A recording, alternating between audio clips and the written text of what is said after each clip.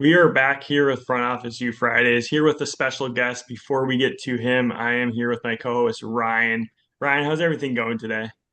Yeah, doing good today, Victor. Appreciate you inviting me on this podcast as well. I know we've got a really good guest and excited to kind of dive into his experience today. So I'm doing great.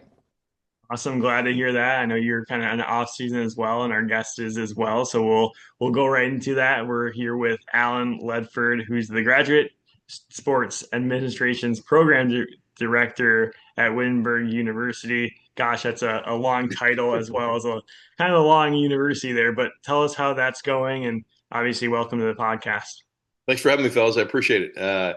It's going great, man. I'm on summer break. How can it get any better, right? No, Wittenberg's a great university. I really enjoyed my time there. I have a great chair and Dr. Parsons as well, and the students are just fantastic. So, a little small Division III school, Southwest Ohio, 20 plus sports.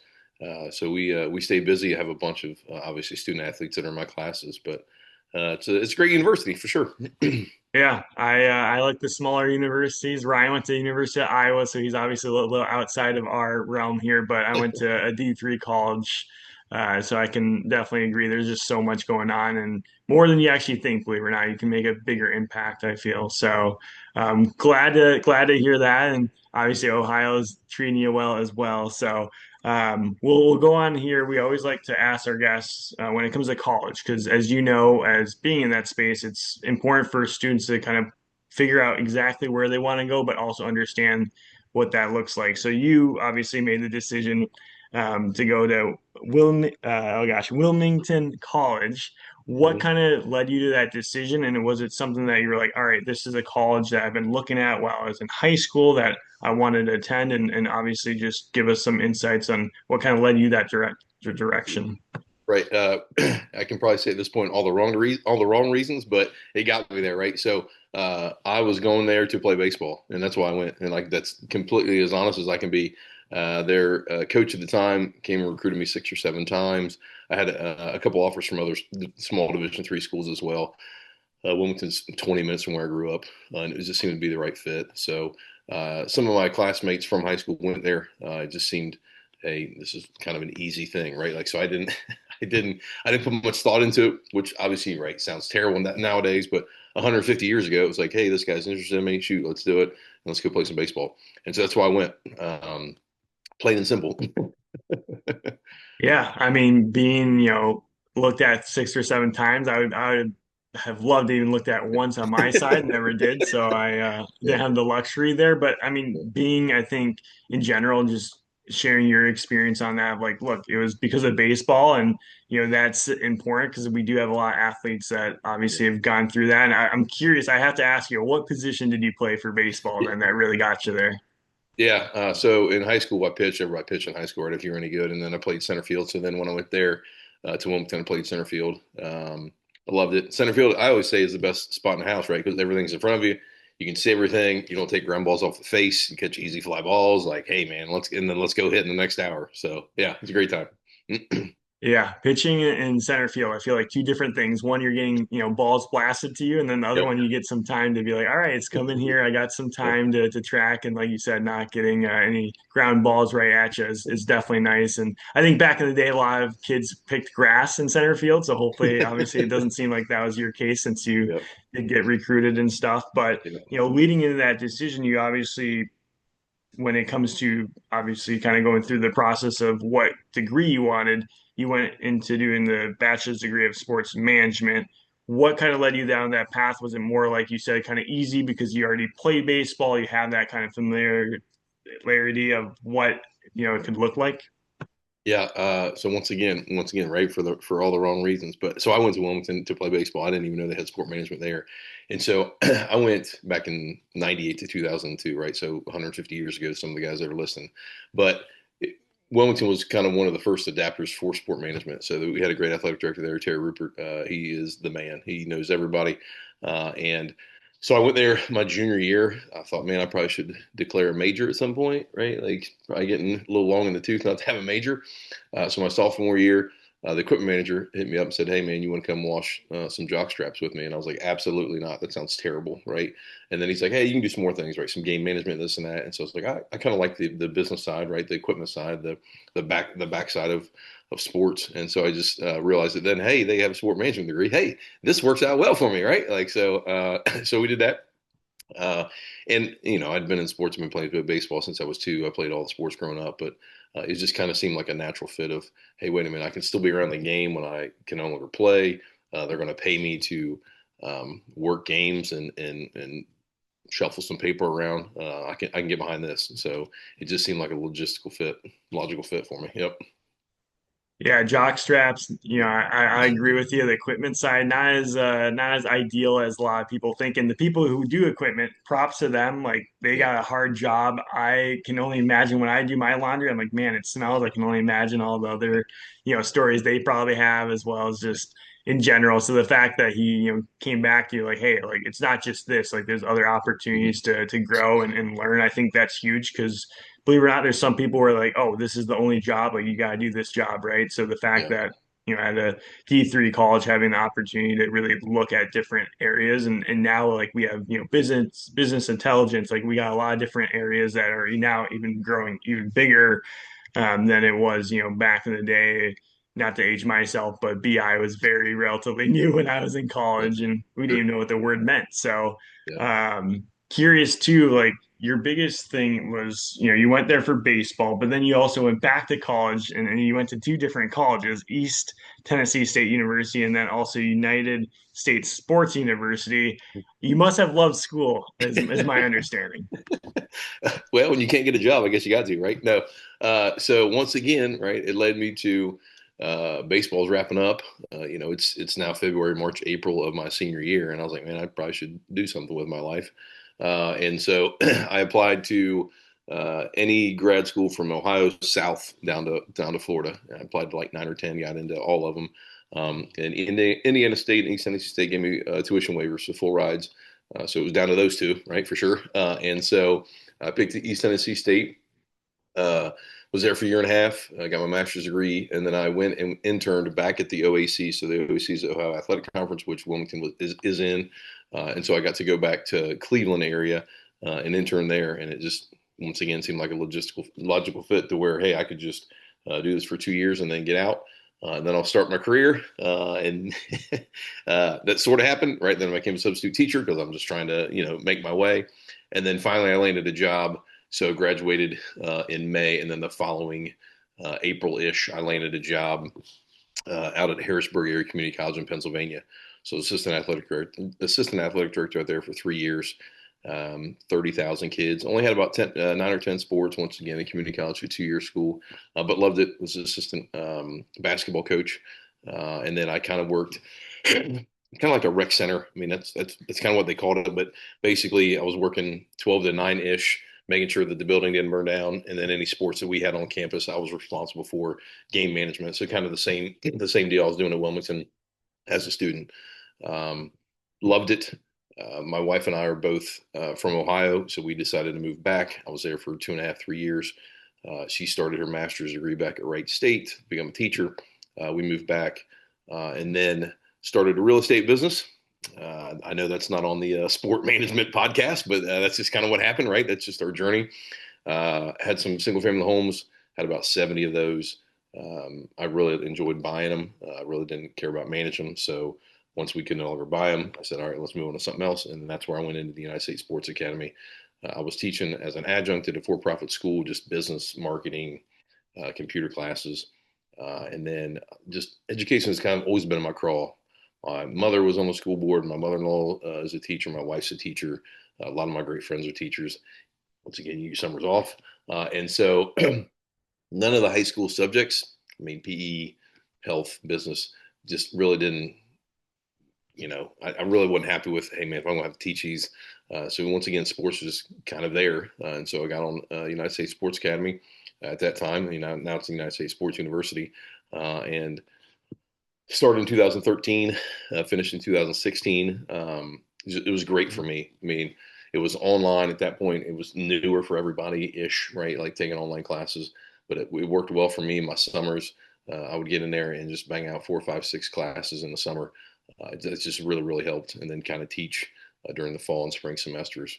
And it just, I don't know, it got me to where I am today. It really, really did get my doctorate degree. And I don't, once again, I started in equipment. I probably should have been an equipment manager. Not that there's anything wrong with equipment managing, but I'm probably not smart enough to be a sports professor, but I am. And so, but the United States Sports University definitely helped me out with that because once again, they got me to where I am because if I don't have a doctorate degree, I don't get to become a professor. So it's a great school. I can't say enough about it. And they don't they don't sponsor me in any way. It's just all three schools I've been to have just been really, really great schools for me for sure.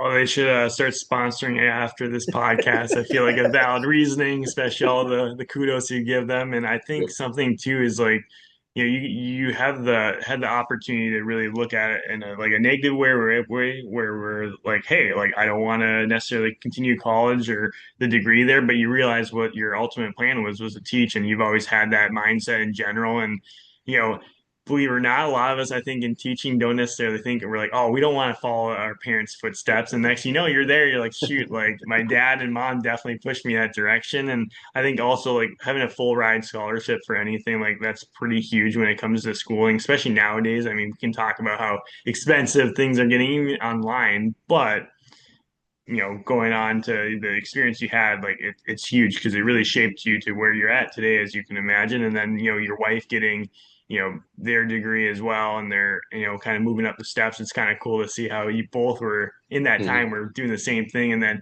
hey, I know this is a sports podcast. We are always curious on what you do on the side too. So the fact that you're able to do real estate, like that by itself, I think Ryan and I can tell you that we would definitely not be good in that area for obvious reasons. So you learn a lot there on teaching too, right? Teaching of like, hey, you should buy this because of this, this, and this, and you meet a lot of cool people as well. So something I also did kind of want to touch on is like you said, you played a lot of sports, and I'm curious. Besides baseball, what other sports do you play that we're just curious on the listener's side? You said you Mhm. play like pretty much every, so I imagine baseball, obviously, where you got recruited, but you could have had other sports potentially too, I imagine. Yeah, yeah. Soccer growing up, played football in high school, basketball since I can remember, right? And then we just, whatever you want to call it, retired. We just retired from our wiffle ball team. So we had a national traveling wiffle ball team. And once again, I don't want to lose my teeth, but I still like to hit, right? So we would play some wiffle ball. Yeah, growing up, I mean, it was any sport, right? Like it just didn't matter as long as I was outside with my buddies. That's what we're looking to do. Yeah, friends and family and buddies, early in your years as well as to now, right? And wiffle ball, like, gotta ask the following question there. Were you center field for wiffle ball? Like, what are we talking about here? Yeah, yeah. So it depends. So it depends. Growing up, we would throw overhand, right? So, and then we got into some tournaments where it was underhand, right? So it was really weird. But if we were in an underhand tournament, I would pitch, and then you only have two fielders, so you don't have three on the field. So you kind of like one guy's on the left side, one's on the right. So you're playing short, and then you're also kind of playing like left field, right field. And then when we throw overhand, my brother, he's really, really good at pitching. So he would he would throw, and then I would just kind of wait until I could go hit again. So they'd stick me out between first and second base, and then we had a good shortstop. And once again, 3-on-3 or 4-on-4 is plenty. So yeah, it was fun. Yeah, it's funny because you said that you don't like having balls straight at you, and now you're, back in that area where things were coming straight at you, but still cool. I think that's something that, we have never had a guest talk about wiffle ball. So that's why I had to bring that up in general, because I think it's just like fascinating that there's so many other sports that you don't even know, right? We Yeah, we we would never have known that if we didn't ask the question. And it's funny because like the next question is kind of similar in a way where it's like, what's something that kind of set you apart from other people? Because a lot of people, as well as students, come to us and say, hey, like what, Alan, what can I do to get to where you are someday? yep, yeah. That's a really good question, and I thought about that for a while, and I like how open ended it is, right? Like what set you apart when I was 5, when I was 15, when I was 30, right? And so I really think it goes back to playing baseball with like I back in the day. I had a bad birthday, meaning like the cutoff was August, so my birthday is in July, so I always had to play up, right? And my brother is 2 years older than I am, so I was always on his team, and I didn't know I was any good because I'm playing against dudes that are 2 years older than I am, right? And that 2 years can be a big difference.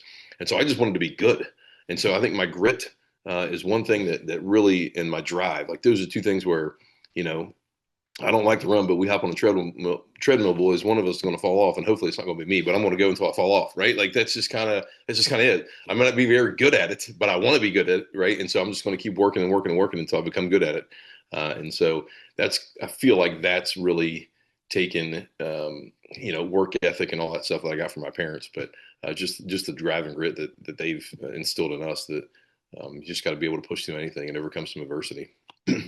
Yeah, I mean, I think those are huge, right? Because like you have to have the drive first of all to do anything in life, believe it or not. If no one knew that, like then probably not in the spot where you want to be in life. And then the grit part too is like it always comes down to like your family, how they pushed you and like teaching, right? Like having parents that are teaching in general throughout, like first of all at school and having to deal with those troublemakers, I'm sure, and then coming home and have to deal with different troublemakers. Yep. I can only imagine, but like having the grit and then also like believing in yourself. A lot of people in this industry, like a couple months from now, they're like, oh, well, I can't find a position in sports. I'm just going to take my dreams away and go away.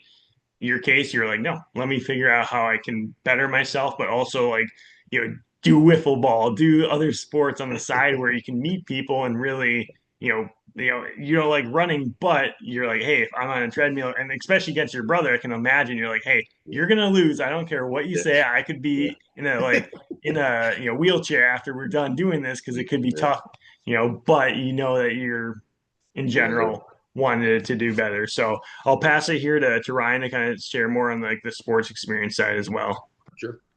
Yeah, appreciate that, Victor. And yeah, I know, Alan, you shared a lot about some of your background, when you started, that transition from, being a grad student towards working in the industry. And one of those early experiences you mentioned was being an assistant basketball coach. And I think that that's a really interesting experience that you're able to have. Obviously, you were a baseball player, but coaching in another sport. So as you kind of reflect back upon that experience, what were maybe some of those things that you learned about yourself when you kind of took that step towards being a coach after transitioning from being a player yourself? Yeah.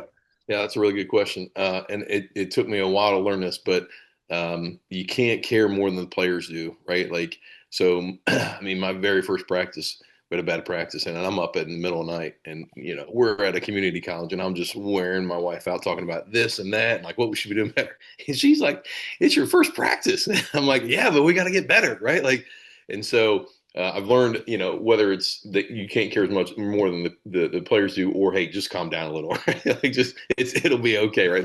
The sun will come up tomorrow. So, I currently coach my daughters in softball. I help my son with baseball, and I enjoy coaching. I enjoy pushing players that want to get better, right? And that kind of falls on me as far as my personality. But um, if I can push a player to get better, if we can sneak out a win here or there, if they can move on to the next level, and I have any kind of help with that, that really helps me out. So yeah, basketball honestly was probably my favorite sport growing up. I mean, I played baseball in college, but man, there's nothing like hopping on the hardwood on a Friday night, man, and just in front of your whole school and just getting after it. So yeah. Yeah, that's awesome. And I love hearing that you're able to still coach your own kids now as well. And you kind of touched on that you want to be able to push those players that want to get better themselves. Like, what are maybe some of those traits or things that you observe in the athletes that, tells you that this is somebody that really wants to get better versus somebody maybe that's just kind of going through the motions? Yeah, yeah, that's a really good question. And I was a leader, I guess, but I wasn't a very vocal leader. It was just kind of like, hey, man, let my bat do the talking, or just let me play, and then I don't need to talk much. And so that's what I look for a lot. You can have your vocal leaders and rise. Obviously, there's nothing wrong with that, and those are good as well. But it's kind of the cream that rises to the top, and you really want to push those guys. And so if you can get your best player under your belt, where it's, hey, this is what we're going to do, and then if you buy in, then kind of all the rest of them will follow. And I think that's kind of my easiest approach, my best approach is say top down, where if I can get that first girl, that first guy to buy in, then we're going to be okay, and everybody else will just kind of fall in line. And as long as we're trying to get better, man, that's all we're trying to do. Yeah, 100%. I think that's awesome. And I think that people can take that, whether you're an athlete or whether you're working in the sports industry themselves. I think that's a really powerful lesson. And then, also in your experience, Alan, that I find so interesting is you were able to gain this experience on the equipment side as a coach, working at a rec center, even dipping your toe in real estate, like you touched on, but then making that transition towards being a professor. Like, at what point did you kind of see that future for yourself that you were like, you know what, I kind of want to be on the other side of this where I'm helping that next generation of people that want to break into the sports industry as business professionals versus maybe just as athletes or players themselves? Yeah, that's a great question. Great question. So when I started teaching to the for-profit school, I realized, hey man, I really like this, right? Like even subbing, it was like, it was okay, but actually getting them in front of the class and explaining it. I got into sports, and then at the sports university, once I got my first job at Wilmington College, I was adjunct in there while I was still teaching at the for-profit school. Daniel Kelly, great guy, left a year early. I had not finished my doctorate degree, and I was like, man, you can't leave this year. You got to leave next year so I can finish and kind of walk in. But Wilmington College was gracious enough to offer me a position. And I really treat the students the same way as I treat my athletes. Like I really want to help the students and want to help themselves. And I really, really push those guys. So I try not to sugarcoat much. I really, really don't. The world out there can be pretty tough on newly graduated college students, especially trying to work in sports. I mean, you're talking 2,000 applicants for one or two jobs, right? And so I'm always preaching hands-on. We're doing information interviews. We're trying to do different things every semester to try to get them in front of practitioners. So we do a thing called Pro Day. We bring in 40 to 50 practitioners. We do a speed networking, and then they just get to interview 40 to 50 practitioners, whether it's from your local YMCA up to the Reds, over to the Bengals, like your high school athletic directors, your coaches, because I want them to get in front of as many people as they possibly can, right, to help build that network. So I think that's that's the most important thing that I can do as a professor is hands-on, real-world stuff where I'm not going to sugarcoat it, and I'm going to try to push you as far as I can to help you get a job when you get out of here, because these 4 years that you're in my class, right, that you're in our program, sets you up for the next 40 years, right? And so there's no test. There's no, hey, if I want to be a teacher in Ohio, I take the OAE. If I want to be an accountant, I'm going to go take the CPA test, right? There's no test to be a sport manager. There's just not, right? So you have to build your network.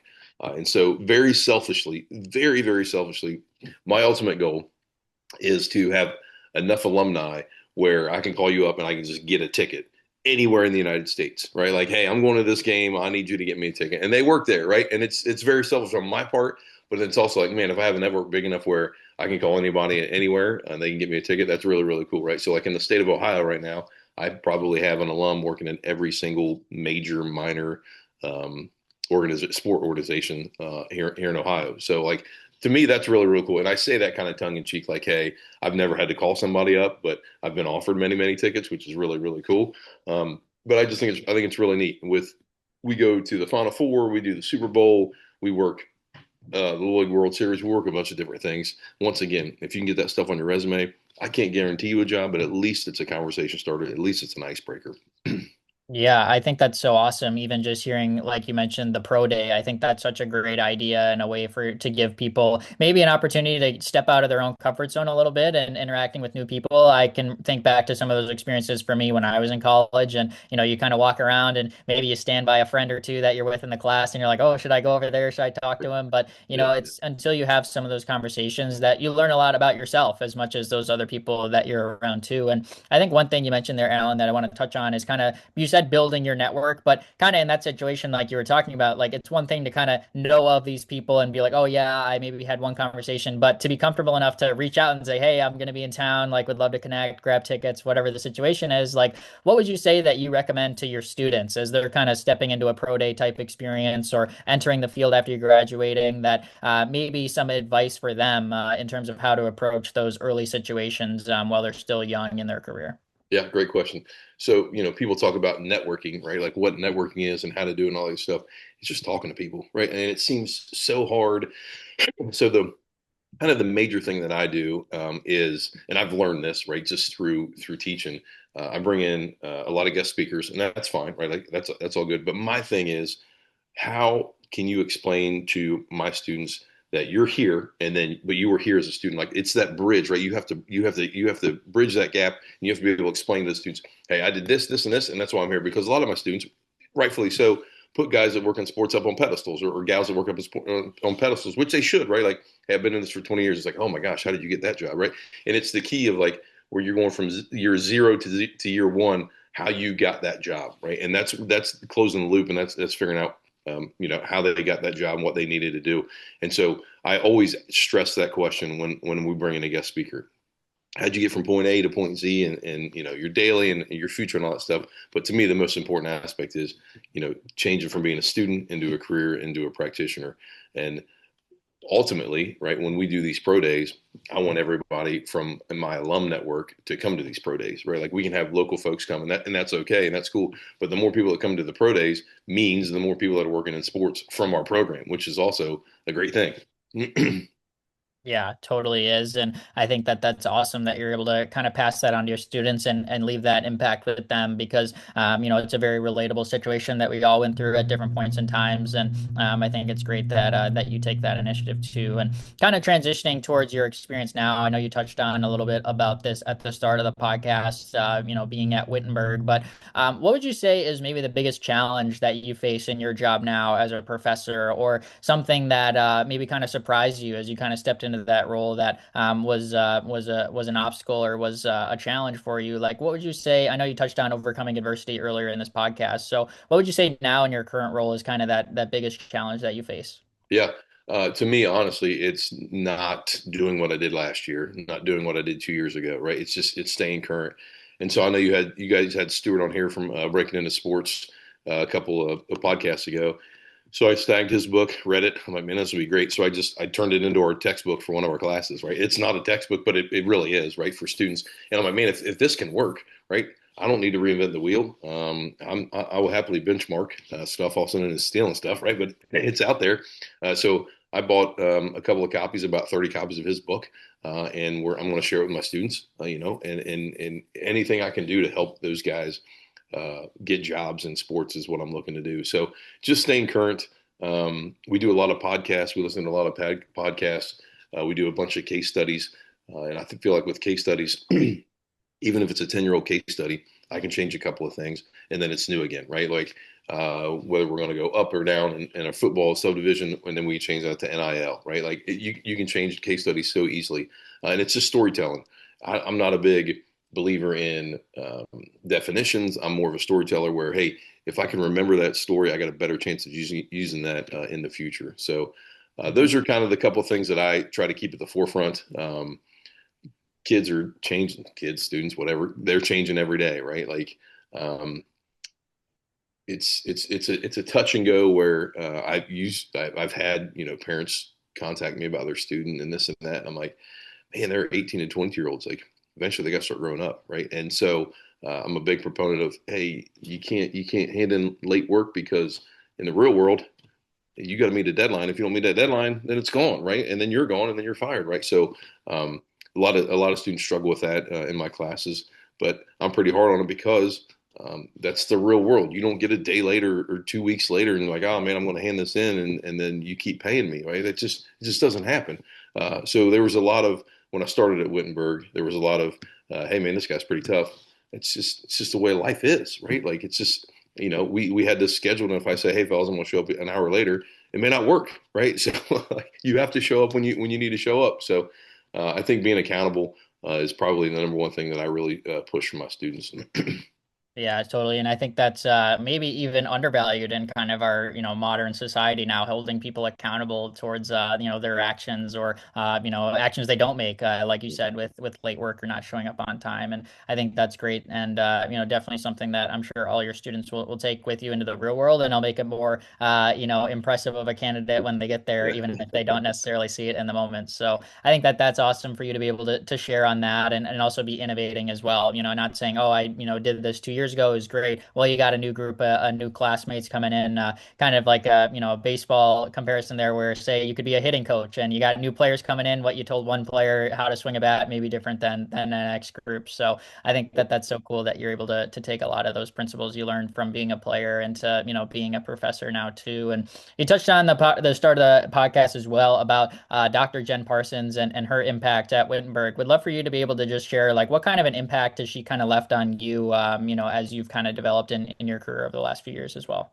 Yeah, she's great. So at Wilmington, I was a director, and so I was just a lone wolf, right? I didn't have anybody else. By the time I left, we'd hired a couple folks, so that helped. But I'd been by myself for 8 or 9 years at Wilmington, and then um, working with her, it was just different, right? But it was different in a great way. So she's phenomenal. She is absolutely always willing to help out, right? And I'm a servant leader as well, but she takes it to a whole nother level. Like she's always asking me how she can help me. I'm just trying to help her, right? So she teaches in the undergrad. I teach a couple classes in the undergrad, and I teach mostly in the grad program. But I think we do really, really well. She always talks about my network, how big it is, and I'm like, hey, it's okay, right? Like you have a network as well, and so we're just different, but we're good. It's kind of like a peanut butter and jelly, where things that I struggle with, she excels at, and things that she needs help with, I'm there to help out with. So she tends to call me the event guy, right? Because I'm always putting on events. We're doing Tiger Madness, we're doing Pro Day, and she's like, I can always count on you to do events. I'm like, all day, every day, man. That's what I've just kind of done. And so yeah, she's phenomenal. I can't say enough about her for sure. Yeah, that's awesome. And goes to show that it always takes a team, no matter where you're at working in the sports industry. And it's great to have those people. I know Victor and I always like touching on that, those impactful mentors and coworkers that have really helped positively impact our career. So it's great to hear that you have that support at Wittenberg now in your role as well. So with that being said, I'll pass it back over to Victor. I know he'll kind of wrap up our sports experience section here next. Yeah, one last question I have because I know when you reached out, you talked about Dexter Davis. So I'm curious. Obviously, you guys have went way back and do a lot of similar classes, and I have to ask this because I think honestly a lot of faculty don't get asked this question. So now I feel like I can. But when it comes to reaching out to different colleges and faculty from those colleges, like what's your kind of approach there? And then also like how did you meet Dexter? Just because I know he's obviously probably going to be listening to this podcast, so I want to give him a little shout out too. Yeah, there you go. Yeah, I love Dex. He's a great dude. So when I was at United States Sports University, he was actually an adjunct there, and so that's kind of how we started a relationship. And then when I started at Wilmington, I had promised that I would bring the Super Bowl to Wilmington. He was one of the guys that had been going for, not 150 years, but a long time, right? And so I reached out to him. I reached out to another a fellow colleague as well. He just kind of sat down and said, "Hey, man, I need to be a sponge. I need to get these kids in the sport and in the Super Bowl. How can I do it?" So we talked for an hour and a half, and I'm writing down notes as fast as I possibly can. Right, just say, "Yep, yep, yep, yep." Right, and so we see each other every year at the Super Bowl. We exchange pleasantries. He's a great guy. I think so. I've been going. This is my 10th or 11th, so he's probably going 20 or 25, maybe somewhere in 18 to 20, something like that. So he's definitely the godfather when it comes to Super Bowls for sure. But I once again, it's just benchmarking. It's hey, if these guys are doing this stuff, how can I help? And so it's funny that he paid it forward to me, and I've talked to at least 11 other universities that I've helped get into the Super Bowl and work the Super Bowl, right? Because he helped me, right? And so if he's helping me, I have to pay it forward, right? Does it hurt our program that more kids are getting to work it? Probably not. I don't know, but the Super Bowl and the NFL has been great to us to where we get good jobs when we're working there. They're good volunteer experiences, and I think it just it lifts all the shifts up, right? When you can help out everybody, and so I think that's one way to do it, is just reaching out. When it comes to faculty, um, it's always, hey, how can I help, right? So, hey, I'm always looking to help. You guys are great when it comes to guest speaking. I would love to have guest speakers in, right? Because I'm always just trying to help my students out. And so, even with informational interviews, I tell my students, I'm like, hey, always blame me. If you want to interview somebody, make it that I've made you do it, because then the guy can't get mad at you. The girl can't get mad at you, right? And if they say no, hey, they say no. But just always blame your professor. Like, listen, man, this guy's a jerk. He's making me do this, yada yada yada. But at least once again, it gets your foot in the door, and they're like, because everybody's had a professor, and they're like, oh well, yeah, I guess I'll help you out, right? So that's to me, that's my two cents. Is hey, just always blame the professor. It'll help you get a foot in the door. I wish I had that advice when I was in college because I definitely was the opposite where it's like, it's me, like I'm the person. So if I could have, I wish I was at your class so I could be like, oh, well, Alan's the one that told Yeah. me. So Yep. here's his LinkedIn if you want to reach out to him on my Yep. behalf. But Yep. it's cool to be able to say you've worked for the Super Bowl and given students those opportunities as well as like, it shows that like communication's everything. So the fact that you're able to meet Dexter, earlier in your career and now like follow in the footsteps. I believe you guys probably met each other because I think last time we had him on the podcast, he was getting ready for the Super Bowl, if I recall, Mhm. and Yep. stuff. So Yep. he's awesome, and like I said, just being able to talk to other faculty, 11 plus, and I'm sure more to come here is cool. And I mean, I can't. I agree with all that you're saying because I think it is something that we need to understand that like we have to have these conversations and build them. And some conversations I'm sure you've had, myself, Ryan have had, where it's like, all right, this guy I probably won't ever talk to him, or this gal I probably Right. won't ever talk to again because it's just we didn't mesh, and that's totally fine. And then there's other people where, hey, this guy is really cool, like he's giving me an opportunity to learn from him. Like, let me keep that conversation going. So I totally agree and preach with what everything you've been saying. But we'll pass it here to our Flash Friday questions. I'll go first, and I'll pass it to Ryan here. First question for me is obviously you got the summers off, so you got a lot of free time. But I'm curious with the family, what is one vacation you're hoping to spend with your family that you haven't been to, and why? Yep. So we usually go to Destin every year with 6 or 7 families, 8 families, something like that, and then we always try to go somewhere new. And so we've never really been up to the Northeast, right? So in Ohio, you got Pennsylvania, which I lived in, but in New York we've been up, but nothing, up there in the colonials, right? So you're talking Maine, New Hampshire, Connecticut, Massachusetts, and so we like to go up there. My wife is in administration now, so she's gotten not necessarily out of teaching, but we have less of a summer, so she's off in July, and so my youngest daughter and my son both play summer baseball and softball, so we're locked up until July, and so hopefully we'll be able to get up there at some point.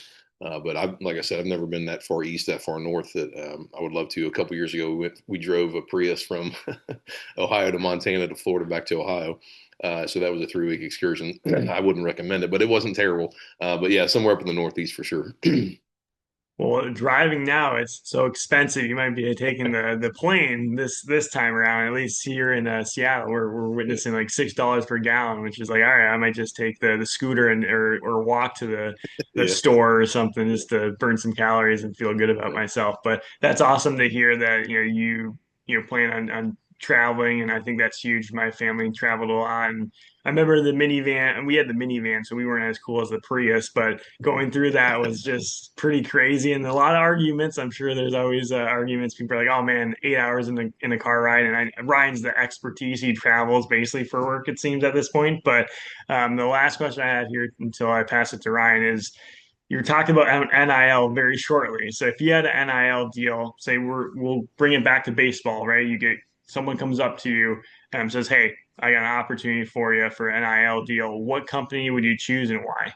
oh, what a great question, man. Holy cow. Uh, so I enjoy the things that I enjoy, right? And so there's not very many things that I enjoy that I'm like, hey man, I'm gonna put my name on that, right? And call me a snob, but Fiji water, I'm telling you, dude, Fiji water will change your life. Like it is the best water ever, right? And it's probably ridiculous to say that, hey, yeah, but that would be one thing. I was always a big Louisville Slugger guy, right? So my glove was Louisville Slugger. My bats were always TPX is Louisville Slugger. So that would definitely be another one. And I do like my Prius and maybe some Toyota. Let's get them. That would probably be my third one for sure. Yeah, well, if any of those organizations are listening, again, another opportunity for Alan to be able to get on the board there and put his name out there, as we would love to see that and be happy to hear if that comes to fruition. So I'll pass it here to Ryan to ask his. Sure, Yeah, sure. appreciate that, Victor. And yeah, here in a 3 week long road trip here, it's kind of right up my alley. I just took a, couple week road trip out to visit Victor out in Seattle a couple weeks ago. So love to hear that. Got to ask you a question about Cincinnati chili as just like somebody Yeah, in the area. So what do you go? 3 way, 4 way, 5 way? What's your order when you grab some Cincinnati chili? I gotta know. yeah, that's funny. So growing up, there's two, right? There's Gold Star and then there's Skyline, right? So growing up, we only had Gold Star in my town, and then they brought in the Skyline here recently. And so I'm a big three-way guy, right? So you got your noodles, you got your chili, and then you got your cheese. Never a bean guy, never an onion guy, but then you always got to get a couple either chili cheese sandwiches or coney dogs for sure. And if people talk about it that they're not from Ohio and it's gross and this and that, it'll change your life. I mean, it's like Fiji water; it'll change your life for sure.